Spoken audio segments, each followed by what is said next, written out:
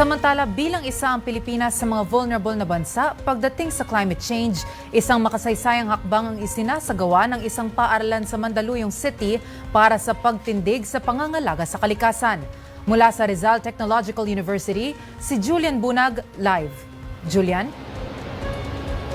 Sofia, bilang mga climate change warriors, produktibong isinagawa rito sa Rizal Technological University o RTU ang isang climate change action plan na kasama o pinangunahan ng ilan sa mga kinatawan mula sa Climate Change Task Force.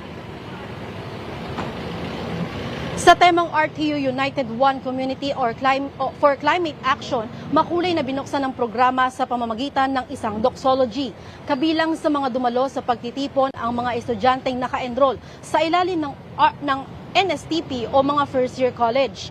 Sa gitna ng pagtitipon, binigyang diin ni National Commander Climate Change Task Force, Science and Technology for Environmental Progress Richard Nixon Gomez ang kahalagahan ng climate change mitigation sa bansa.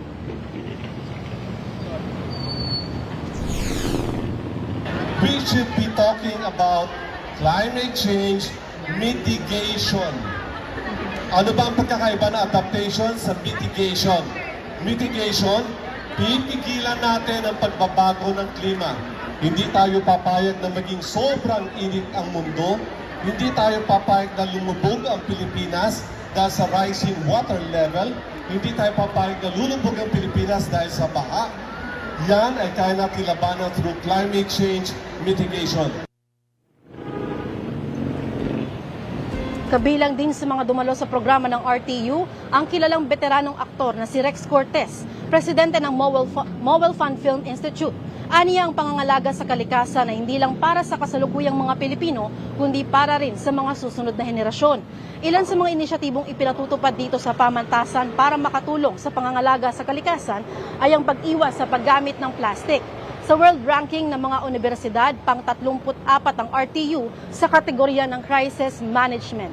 Sofia, ayon kay Commissioner Albert de la Cruz ng Climate Commission, bumibisita talaga sila sa mga pamantasan at universidad para maisulong ang pangangalaga sa ating kalikasan. Gayun din naniniwala sila na ang kabataan o ang isang mga kabataan sa susi para sa pagpapaunlad o pagkamit ng pangangalaga sa ating kalikasan. Mula dito sa Mandaluyong, balik muna dyan sa inyo, Sofia.